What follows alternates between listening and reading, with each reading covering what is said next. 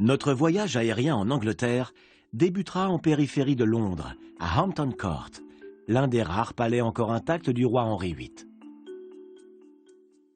Nous longerons la Tamise jusqu'à la ville de Henley, où l'aviron est une véritable religion. Parmi les collines verdoyantes de l'Oxfordshire, nous survolerons l'un des géoglyphes les plus célèbres de Grande-Bretagne, le cheval blanc d'Uffington. Puis, direction les écluses de Cane Hill, un chef-d'œuvre d'ingénierie du XIXe siècle. Nous rejoindrons ensuite la ville thermale de Bath, célèbre pour ses sources chaudes.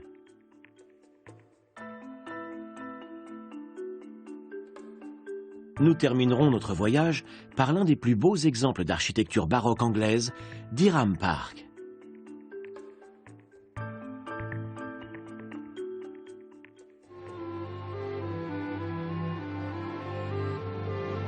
À proximité de Londres, sur les rives de la Tamise, voici l'un des plus majestueux palais de Grande-Bretagne, Hampton Court. Il est construit en 1514 en lieu et place d'un simple manoir à la demande du cardinal Wolsey, alors conseiller et ami du roi Henri VIII. Mais en 1529, le cardinal perd les faveurs du souverain quand il ne parvient pas à lui obtenir le divorce de sa première épouse auprès de Rome. Wolsey est arrêté pour trahison et ses propriétés sont confisquées. Hampton Court est alors agrandi pour accueillir la cour. La plupart des bâtiments construits pour le cardinal restent inchangés, y compris la maison du gardien et la tour de l'horloge. Henri VIII fait ajouter la grande salle de réception où sont donnés les dîners officiels. Au XVIIe siècle, sous le règne de Guillaume III et Marie II, Hampton Court est à nouveau considérablement agrandi, et cette fois transformé par l'architecte Sir Christopher Wren. L'objectif est de rivaliser avec le château de Versailles. Les jardins ajoutent à la splendeur du palais. La pièce centrale est ce canal appelé Long Water, qui conduit au jardin semi-circulaire de la fontaine.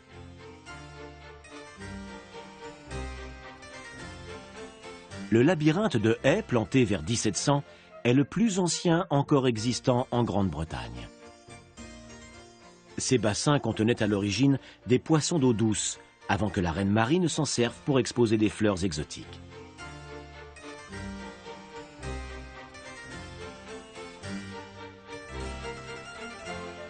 L'ancien jardin privé de Guillaume III se trouve au sud du parc.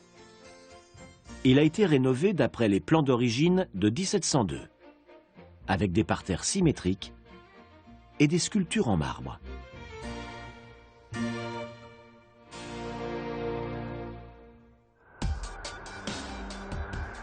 Direction l'aéroport international de Heathrow, à l'ouest de Londres, une ancienne base de la Royal Air Force, devenue le premier aéroport européen en nombre de passagers. Avant d'attirer les aviateurs, le petit village rural qui se tenait à sa place était un repère de bandits de grand chemin.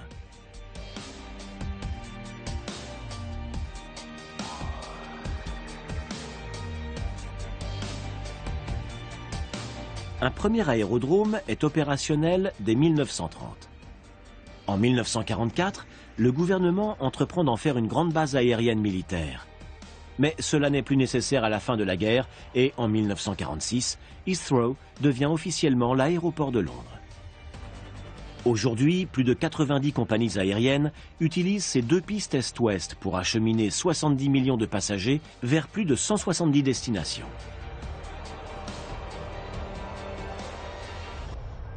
La campagne du Berkshire s'étend à l'ouest de l'aéroport. Un hôtel de luxe se cache parmi les arbres, Cliveden House. Il est construit à 40 mètres au-dessus du niveau de la Tamise. Une longue avenue bordée de tilleuls et agrémentée de bassins et de statues conduit jusqu'à l'entrée de l'établissement. Le domaine a été la résidence de plusieurs ducs et comtesses, d'un prince de Galles et de la vicomtesse Nancy Astor, la première femme à entrer au Parlement en 1919. Mais Cliveden House est surtout célèbre pour son rôle dans l'un des scandales politiques les plus retentissants de l'histoire du pays. C'est ici qu'en 1961, le ministre de la guerre, John Profumo, rencontre Christine Keeler, qui devient rapidement sa maîtresse. Il ignore alors qu'elle entretient une liaison avec un espion russe notoire. Quand l'affaire devient publique, elle défraie la chronique, entraîne la démission du ministre et contribue à l'échec de son parti aux élections en 1964. La Tamise est aussi agréable vue du ciel qu'en bateau, notamment pour les amateurs d'aviron. Ce fleuve de 346 km de long irrigue Londres et traverse la campagne luxuriante de l'Oxfordshire avant de se jeter dans la mer du Nord.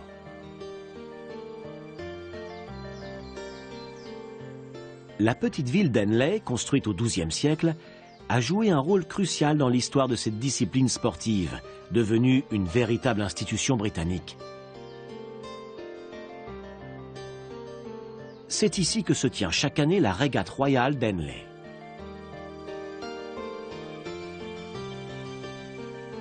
Le prestigieux Leander Club a remporté plus de médailles d'or olympiques que tous les autres clubs d'aviron du pays.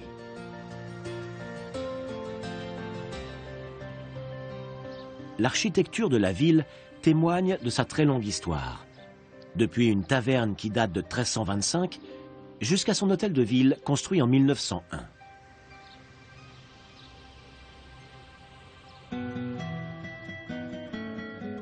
Toujours au bord de la Tamise, voici le manoir de Mapledurham. En 1588, un ancien député, Sir Michael Blount, achète cette maison de style Tudor. Elle restera dans sa famille pendant plus de 400 ans. Les briques rouges et les cheminées étroites sont typiques des grandes demeures de campagne de la période élisabéthaine.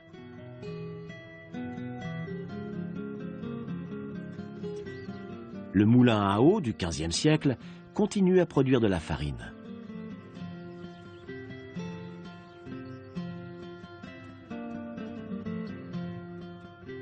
Dans les années 1820, des rénovations importantes sont entreprises.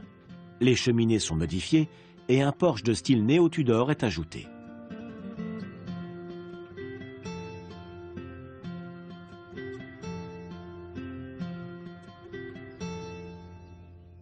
Les collines de l'Oxfordshire cachent un site préhistorique exceptionnel qui prend toute sa mesure vue du ciel, le cheval blanc d'Uffington.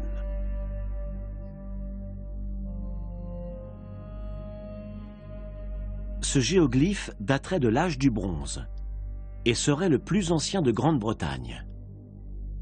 Il représente un cheval creusé dans une colline de craie. Longue de plus de 100 mètres, la silhouette semble enjamber la crête d'un bond. Les hypothèses quant à sa signification sont multiples. Il pourrait être dédié à une déesse celte ou représenter le dragon combattu par Saint Georges, le saint patron de l'Angleterre. Avec le géant de Wilmington, c'est l'un des joyaux exceptionnels de la préhistoire britannique. Autre héritage des temps anciens, le Ridgeway, ou Sentier des Crêtes, est la route la plus ancienne de Grande-Bretagne. Cette piste cavalière remonterait à 5000 ans. Elle court sur 140 km et relie 3 sites archéologiques. La piste faisait sûrement office de barrière défensive. Un ensemble de forts circulaires comme celui d'Uffington Castle a été construit à l'âge du fer dans les environs.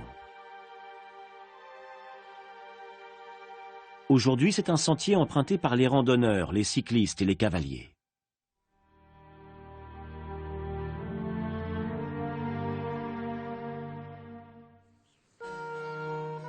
Niché dans une vallée pittoresque des Berkshire Towns, voici Ashdown Park. Cette demeure aux airs de maison de poupée est construite en 1662 par le premier comte de Craven pour sa bien-aimée, la reine Élisabeth d'Angleterre. Malheureusement, elle meurt avant le début des travaux.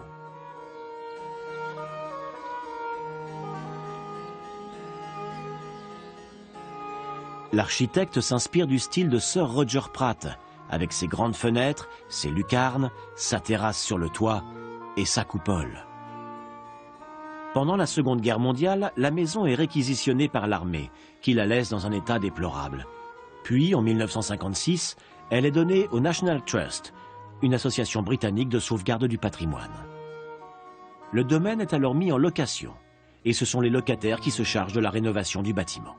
Depuis 2010, la demeure est occupée par Pete Townshend, l'un des membres fondateurs du groupe The Who, dont le bail court sur 41 ans. À 14 km à l'ouest se trouve le village ferroviaire de Swindon. Au XIXe siècle, l'ingénieur victorien Isambard Kingdom Brunel y crée les ateliers de réparation et de maintenance de la compagnie de chemin de fer Great Western Railway. Les ateliers Swindon ne sont qu'une modeste entreprise à leur début en 1843. Pourtant, ils ne tardent pas à construire leurs propres locomotives et wagons. Cette activité contribue à faire de la ville un pôle important de l'Angleterre industrielle. Pour loger les ouvriers, la compagnie de chemin de fer fait construire de toutes pièces un village. Un hôpital et un centre médical sont également ouverts. Une contribution est déduite du salaire des ouvriers afin de financer les frais de santé. Ce sont les prémices de la sécurité sociale en Grande-Bretagne.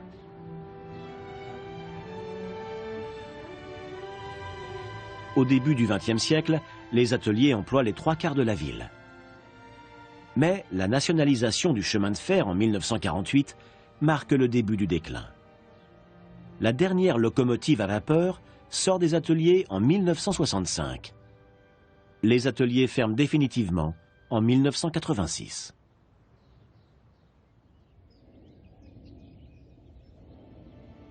Au bord du Ridgeway se dressent les vestiges d'anciennes fortifications, Lydington Castle. Le site aurait été occupé entre le 7e et le 5e siècle avant Jésus-Christ. Les remparts en bois et en terre sont cernés par un fossé. Ils ont été renforcés plus tard et surélevés. Du haut de ses 277 mètres, Lydington Castle est le point culminant de la région de Swindon.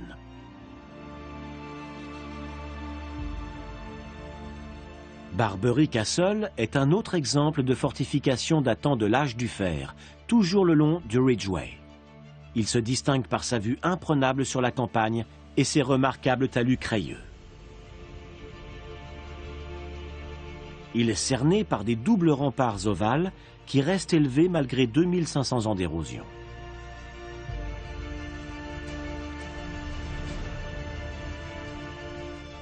Pendant la Seconde Guerre mondiale, le site sert de base anti-aérienne américaine. En 1996, les vestiges de 40 habitations sont découverts.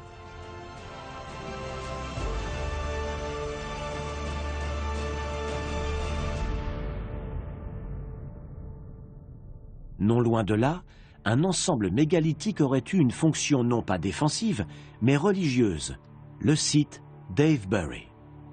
Ce monument a été construit entre 2800 et 2400 ans avant Jésus-Christ. Il mesure approximativement 400 mètres de diamètre, soit 4 fois plus que les sites similaires de la même période. Le cromlech extérieur est immense. À l'origine, il comptait une centaine de pierres, dont certaines pesaient plus de 40 tonnes. Au centre étaient disposés 2 autres cromlechs. 2 grandes avenues composées d'une double rangée de menhirs partaient également du cercle. En tout, on estime que le monument dénombrait 400 pierres. Dans les années 1930, l'archéologue Alexander Kyler est parvenu à redresser certaines pierres d'origine. D'autres ont été remplacées par des morceaux de béton. Le site est aujourd'hui classé au patrimoine mondial de l'UNESCO. Avec ses 40 mètres de haut et ses 167 mètres de diamètre, Silbury Hill est le plus grand tertre bâti par l'homme dans l'Europe pré-industrielle. Il aurait été édifié il y a plus de 4500 ans et aurait demandé 15 années de travail.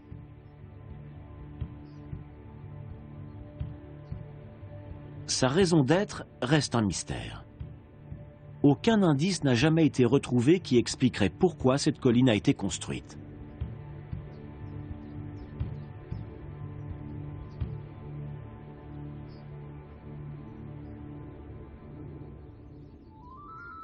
Le tumulus de West Kennet est également inscrit au patrimoine mondial. Il s'agit d'une sépulture néolithique située sur un monticule crayeux. West Kennet Long Barrow mesure 100 mètres de long et se dresse à 2,50 m de haut. Des pierres disposées en demi-cercle marquent l'entrée du site. La construction aurait commencé vers 3600 ans avant Jésus-Christ. Le site aurait cessé d'être utilisé 1000 ans plus tard, à l'époque où Avebury a été édifié, ce qui laisse supposer un changement dans les pratiques religieuses.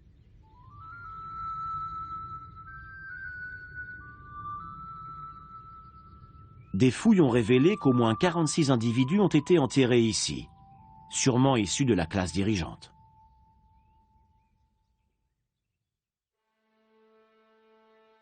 À l'ouest, dans le comté de Wiltshire, se dresse le domaine de Bowood et ses jardins. Cette maison géorgienne a été construite entre 1725 et 1760. Les marquis de Lansdowne y résident depuis 8 générations. Mais le principal attrait est son parc. Dessiné par le célèbre paysagiste Capability Brown, il est considéré comme l'une de ses plus belles œuvres. Ce charmant cottage est au bord du lac. À l'origine, Brown avait placé ce temple dorique dans les jardins qui jouxtent la maison principale. Mais il a été déplacé à l'extrémité du lac au XIXe siècle par le 4e marquis. Ce parc de plus de 8 km² cache de nombreux trésors, comme cette cascade. Mais la plus grande trouvaille a été faite dans le petit laboratoire de la maison où travaillait le scientifique Joseph Priestley. Il a découvert l'oxygène en 1774.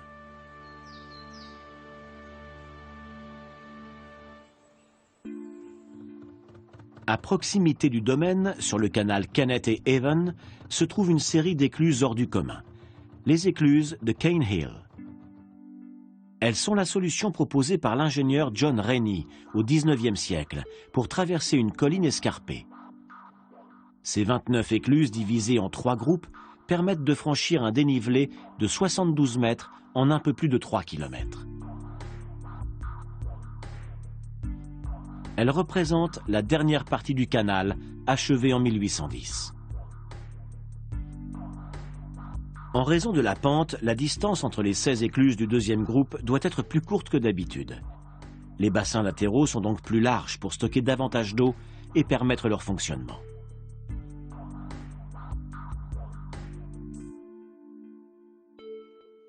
Cette innovation est cruciale pour le commerce, car elle ouvre une nouvelle voie navigable entre Londres et Bristol.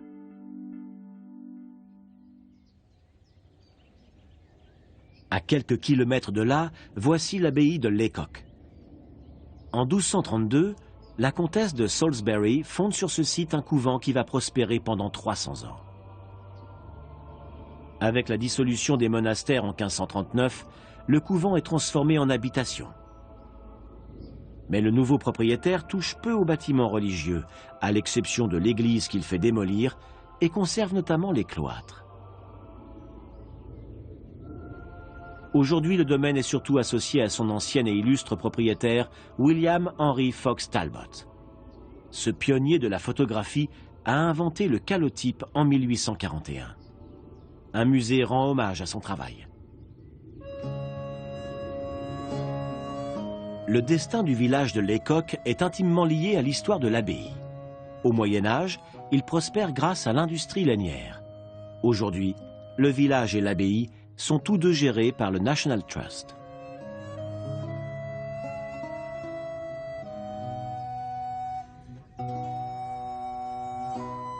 La plupart des maisons datent du XVIIIe siècle. L'abbaye de Laycock a maintes fois servi de décor au cinéma et à la télévision, notamment pour des scènes d'intérieur de plusieurs Harry Potter. À proximité, ce manoir est édifié au XVe siècle par un membre de l'aristocratie terrienne qui a fait fortune comme drapier. À l'exception des douves qui entouraient le domaine et dont il n'en reste presque plus rien, le manoir de Great Chalfield a très peu changé depuis 1470.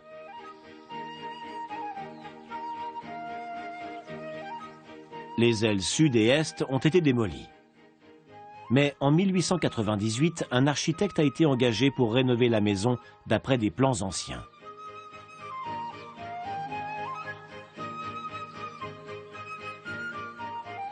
Les jardins datent du début du XXe siècle.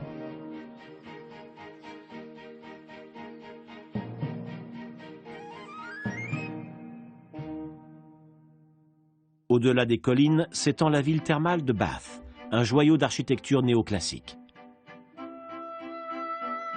Bath est célèbre pour ses sources géothermiques, les plus chaudes d'Angleterre. Ces thermes sont fondés par les Romains en l'an 43 avant Jésus-Christ. Aujourd'hui, leurs vestiges sont parmi les plus importants au nord des Alpes.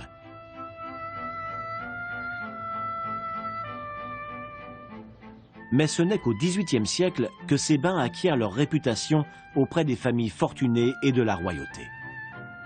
Les maisons et monuments de style géorgien, construits dans la pierre couleur miel, se multiplient alors un peu partout dans la ville. En 1987, Bath est inscrite au patrimoine mondial de l'UNESCO. Un superbe manoir perché sur une colline domine la ville. Il s'inspire du travail du grand architecte de la Renaissance italienne, Andrea Palladio. Cette place, appelée Queen Square, est bordée de maisons géorgiennes. Elle est le premier grand projet de l'architecte de la ville, John Wood l'Ancien. Son objectif est de rendre à Bath la splendeur de ses origines romaines. Il s'inspire du Colisée pour dessiner cet immeuble résidentiel en arc de cercle, appelé The Circus. Mais il meurt 3 mois après avoir fait poser les fondations. C'est son fils qui terminera son œuvre, John Wood le Jeune. Vu du ciel, The Circus, Queen Square et la rue voisine, Gay Street, ont la forme d'une clé. Une fois l'œuvre de son père achevée, John Wood le Jeune se concentre sur son projet atypique, le Royal Crescent. Il édifie une immense façade en pierre ornée de 114 colonnes ioniques de 6 mètres de haut. Le site est divisé entre plusieurs propriétaires, qui engagent tous un architecte pour construire une habitation derrière la façade. Le quartier de Lansdowne Hill possède également des maisons élégantes, bien que moins imposantes.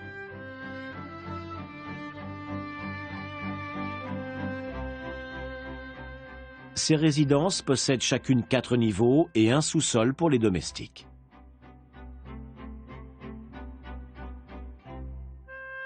Il faudra environ 50 ans aux architectes pour achever la totalité du complexe.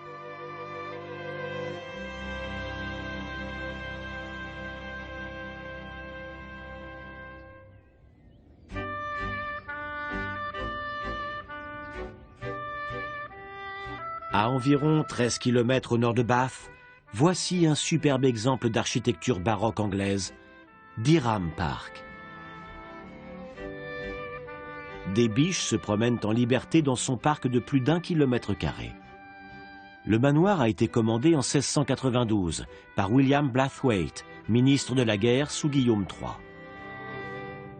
La famille Blathwaite reste à Dereham Park jusqu'en 1956, quand la propriété est rachetée par le gouvernement. Elle passe aux mains du National Trust en 1961, qui s'occupe aujourd'hui de préserver ce patrimoine unique. Le parc est ouvert au public toute l'année et la maison a servi de décor au film Les Vestiges du jour de James Ivory. Un site idéal pour sortir des sentiers battus et découvrir une Angleterre méconnue.